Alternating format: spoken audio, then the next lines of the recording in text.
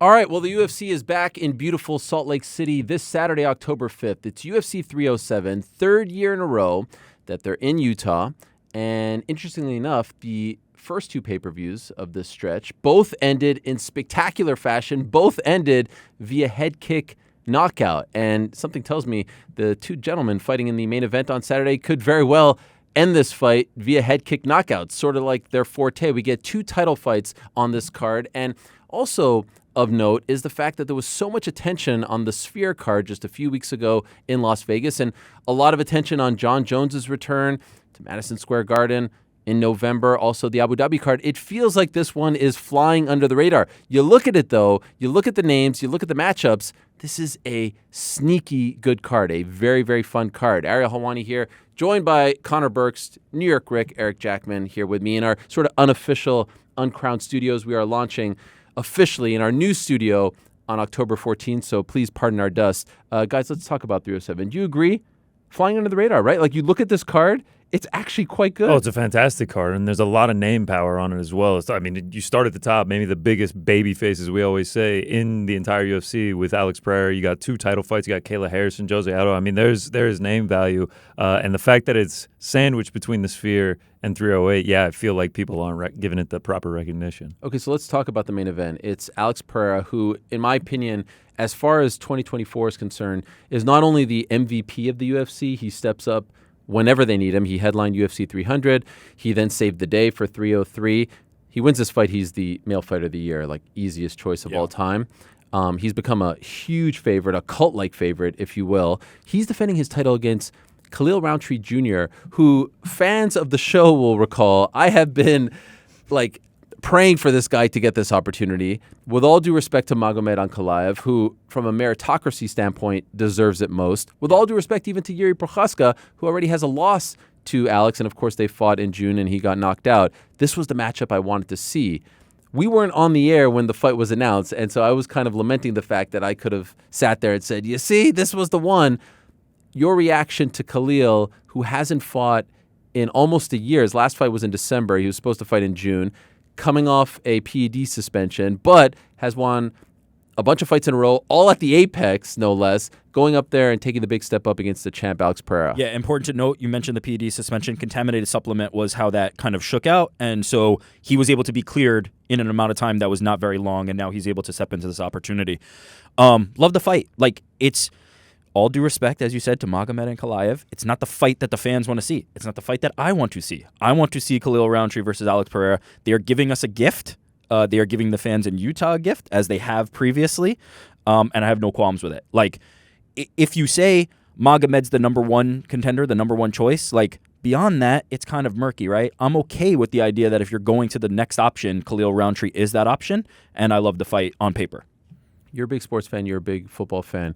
There's a term that is used often in football, a trap game, right? When the team is playing sort of like an under-the-radar opponent because, you know, they've got this game coming up, but then they have the big Monday night game the next week, and then they stumble against the under-the-radar opponent. Does this feel like a trap game for Alex Pereira where, you know, Khalil is sort of under the radar, not a Yuri, not a John Jones, not an Aspinall who we've been kind of debating whether he'll get that fight?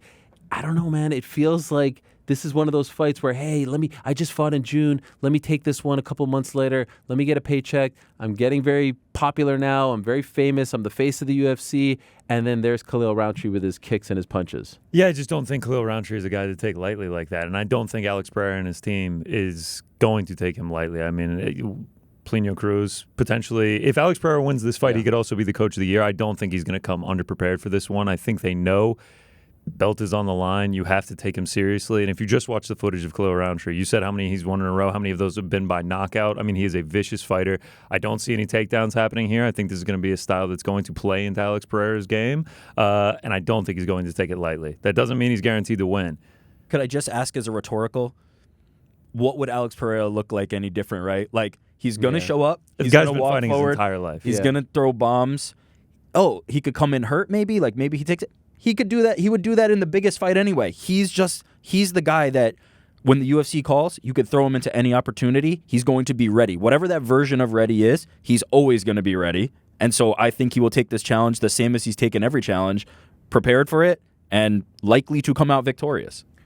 Khalil's been in the sport for a while. He's been in the UFC for a while. Is there an argument to be made that this is happening too soon for him in the sense that he doesn't have a number one contender fight under his belt? He was supposed to fight Jamal Hill in June, had to withdraw from that fight. And again, it's one thing to fight at the Apex. It's another to fight in front of 18,000 people. Now, he has told us he actually kind of likes the Apex. There's less attention. There's less media. There's less buzz. There's less hype. He goes in there. He fights. He goes back home. He lives in Las Vegas.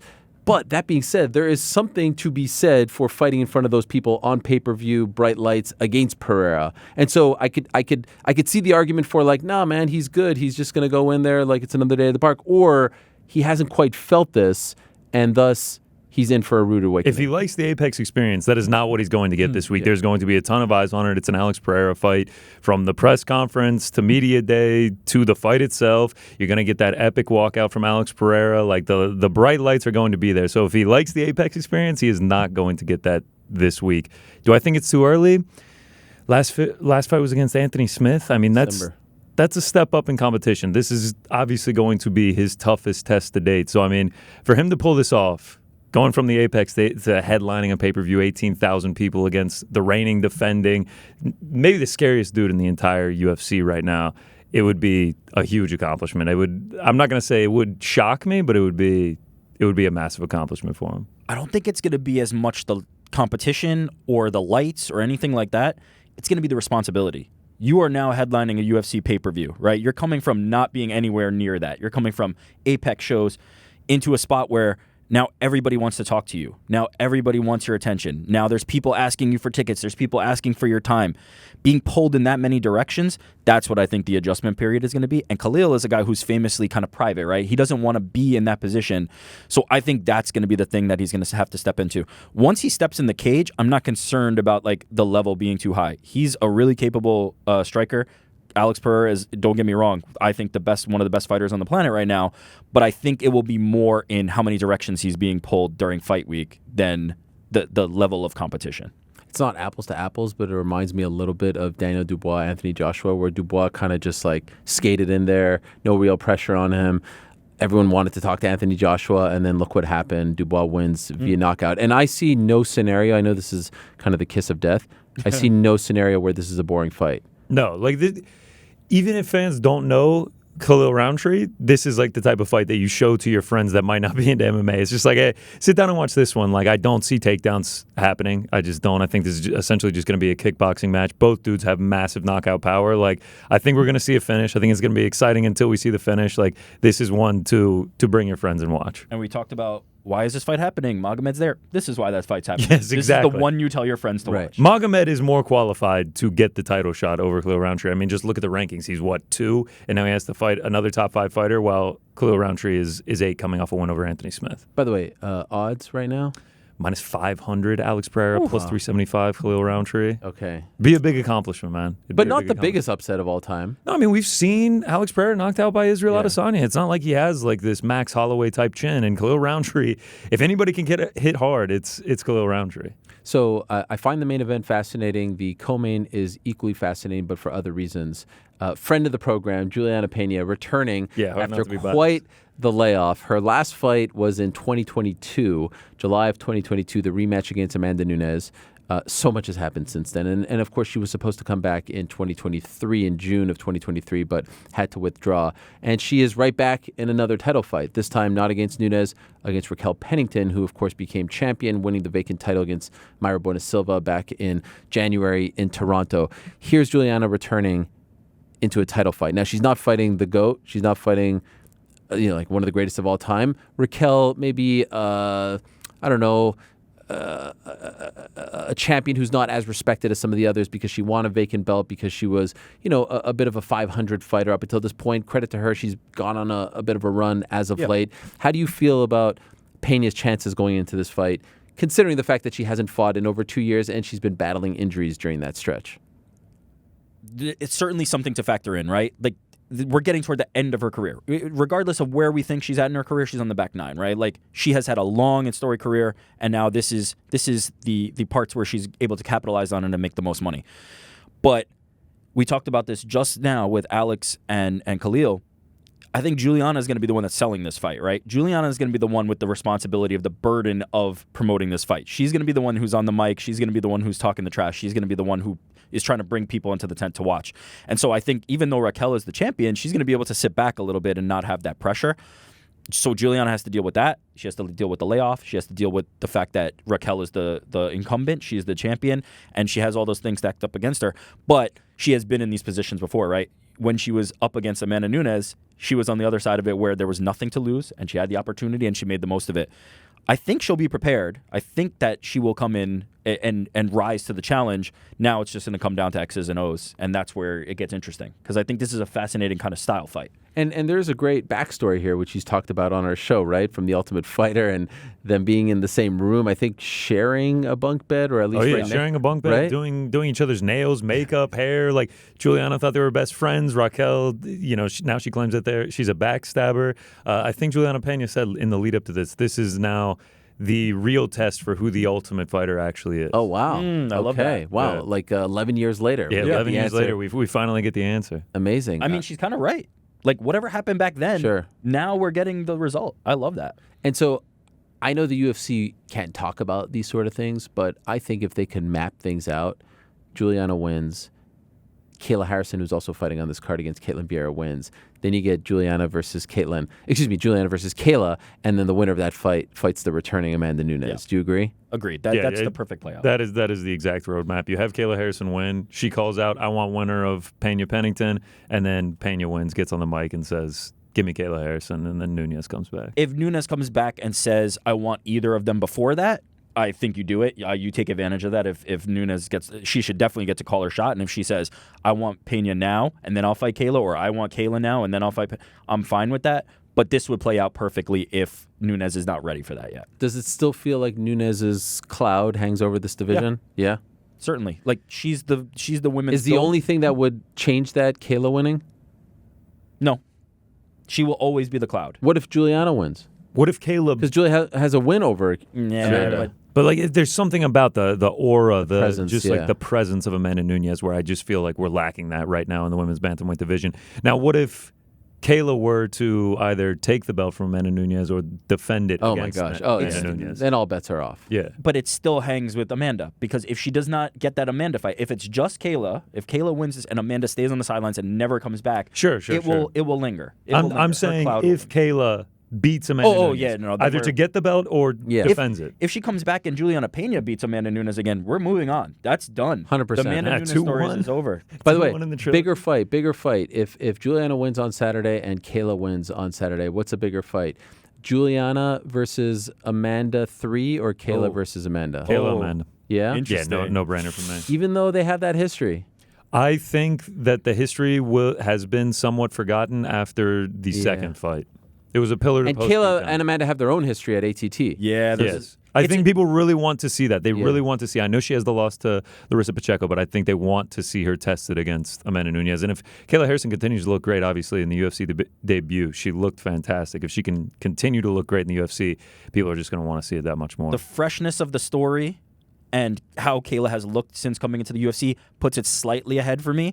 But I wouldn't undersell what I think Julianna and Amanda trilogy could really do. I think it's a big fight. I think it's a really big fight, and it wouldn't be far. Well, two great options for the UFC, and of course, Kayla has to win on Saturday. She fights Caitlin Vieira in her second UFC fight, her second time as a bantamweight. Obviously, going into her debut back in April, UFC 300, Holly Holm fight. A lot of the questions really weren't about the fight itself. It was about the weigh-in. How would she look on the scale? How would the weight cut be? How would she rehydrate? She answered all those questions and then some. She blew right through Holly. I don't feel like those same questions exist, but I think Caitlin is a tougher fight for her than Holly was, just given the style matchup. Do you guys have any trepidation as far as how she will do? It's one thing to do it once and put all your eggs in that basket. To now do it again, and it's a part of your lifestyle, not as easy. Her professionalism, just throughout her entire career, obviously dating back to the Olympics, the fact that she did it once, to me, proves that she'll be able to do it again. There's no doubt. Kayla Harrison will do whatever it takes to get these opportunities. That's all. I will bank on that no matter what. If she cannot do it, it will be because medically they will not allow her to do it. Yeah. She will do it no matter what happens. I think she's a top 10 pound for pound fighter. I think you can make a case that she's even in the top 5. I know she has the loss to Larissa Pacheco, but she is that damn good. And I think part of the problem with Pacheco was that she just wasn't motivated to beat her again. And so if she can look the way she did against Holly Holm, I have no doubt that she wins this fight. But again, Vieira's had some nice wins as of late. She squeaks by sometimes, but she's beating some tough people like Holly Holm, right? Like she's had some solid wins over veterans. This is undoubtedly elite competition. Yeah. Do you guys think no matter what, no matter split decision win, however she gets it done, if Kayla Harrison wins, she's guaranteed a title shot? I think guaranteed. So. I think she's actually been told that. Yeah, I think it would be crazy not to give it to her. The division needs this. Yes, like, they need it bad. You need that next person. Julie, I really like Peña versus Pennington. You need the next option, and this is that next option. And Kayla's not sticking around forever. Now's the time to strike. And not making that wait forever. Exactly, that too. Like I said, very deep card. A lot of interesting fights on there. You've got Joaquin Buckley getting a big opportunity against Wonderboy Thompson. You've got Carla Esparza in her retirement fight. You've got Jose Aldo, who just got bumped up to the main card after, unfortunately, the Aljamain Sterling-Movsar Evloev fight fell through. And honestly, that was a great fight, but this is a 7, 8, 9 deep, really interesting card. Is there a storyline, a fight, a fighter going into this Saturday night card that is flying under the radar or that is getting you really excited right now? Jose Aldo. I mean, how can you not get excited? I love that he got bumped up to the main card. I think he deserves that respect. And just how about he goes from Jonathan Martinez, kind of an underrated guy, but on a 6-fight win streak, straight into Mario Bautista, almost like the same thing, sort of an underrated guy, but also on a 6-fight win streak, absolute killer. Just the fact that he's willing to take these fights at this age, at this stage of his career, 4-1 in his last 5 in the UFC, and that one loss being to the now bantamweight champion of the world. I'm fascinated to see what happens on Saturday. Underdog again. I mean, again, getting disrespected. I think he's like a plus 120 right now. Wow, really? Yeah, in Vegas. That is crazy. And what about the fact that we all thought that his fight in May was his retirement fight, at least from the UFC? And he's like, man, I look so great, I'll run it back. I not only run it back, I'm going to sign a new deal. We thought he was going to go box. And now here he is back in the UFC against a really tough opponent in Mario Bautista. And fight another fight exactly like that. You would think, I cleared the Jonathan Martinez one. Let's do Dominic Cruz. Let's do the leg fight. No, same thing. Cody Garbrandt. Someone with a big name. Again, run it back. Guy running as hot as you can be, 6 straight wins for Mario Bautista. But just not a household name, so he doesn't get the credit, right? Yeah, he's just the sure, toughest let's do it, man. Let's do it. It's crazy. What about you? He's incredible. Sentimentally, it's Carla Esparza for me. She's announced ahead of time that it will be her retirement fight. Somebody who was a multiple-time strawweight champion for the UFC, who was kind of not necessarily had the glitz and glamour of the Rose run that everybody was so excited about, but she was such a staple of strawweight and such a good champion for the UFC. You need a Carla Esparza so that when Rose takes the belt, it means something, and now she can go on to bigger and better. And so, she's one of the names that you think of when you think of that division, but also when you think of UFC champions. And I'm glad that she's going to get a proper send off and is saying ahead of time I'm coming back. This is my final fight, and then I can walk off into the sunset or ride off into the sunset. I like when it's done that way, and I'm hoping she has a great performance that she can feel happy about, win or lose, and then say this is it. But somebody who deserves a ton of admiration, respect, and somebody who is a great UFC champion. Respect is a great word. She recently became a mom, so the fact that she's coming back is incredible. One last, hurrah, if you will. When the UFC purchased the strawweight division, essentially from Invicta, to create that division and feature it on The Ultimate Fighter, she was the crown jewel. She was the face of it. She was the champion. It all surrounded her. She was Cookie Monster. She was beating everyone and was the inaugural champion, and unfortunately had that quick turnaround against Joanna and lost to Joanna, and that started her run as a strawweight queen. Joanna, Rose. Yeah. And I sort of feel, honestly, that one fight, that one dud of a fight against Rose has kind of tainted everything unfairly, because she was a solid fighter. And again, the face of this division. Become champion. Yeah. And then I think the next fight against Zhang, where she got finished in the second round, and now we haven't seen her in almost 2 years. Right. I feel like it was almost like a fall from grace after getting the belt for a second time. Yeah, so I'm happy that she's getting this opportunity. Hopefully she has a great showing. Tisha Torres or Tisha Pennington. Tisha Pennington fighting the wife of the champ. The wife of the champ, also a recent mother as well. Unless I'm crazy, I believe she said to you that they were not, or maybe Raquel said they were not going to do this again. Right. And now they're doing it again. What is the stress like for Raquel Pennington having to watch her wife crazy. early on in the prelims? And how is your mental if you watch your wife lose? lose, get finished, something It's like a great that. point. Like, In fact, let's go back to UFC 185 when Carlos Barza lost to Joanna Jędrzejczyk. On the prelims of that card, a young man named Sergio Pettis got knocked out. His brother, Anthony Pettis, was in the main event fighting Rafael dos Anjos. He got beat up, lost his belt, and after the fact said seeing his brother get knocked out screwed him up and affected his performance. I mean, it has to affect you. Like if she like say Carla Esparza goes out there and chokes Tisha Pennington out, like Raquel is obviously going to be watching, and like you will feel for your spouse, and that has to take away from the focus of your fight. Yeah, so a ton of great storylines on this card. Oh, by the way, I didn't mention Kevin Holland, who's a longtime fan favorite, fighting against Roman Dolidze, and that's important because Georgian-born fighters have been on quite the run as of late. Of course, Merab Dvalishvili recently became bantamweight champion, and we just saw on Monday incredible scenes out of Georgia, him getting this unbelievable homecoming, and of course, Ilia Topuria becoming champion back in February. He returns in October to defend his title for the first time against Max Holloway. Plenty of time to talk about that. For now, it's UFC 307 this Saturday on ESPN Plus here in America. Great card, top to bottom. A ton of fascinating fights. Can't wait for it.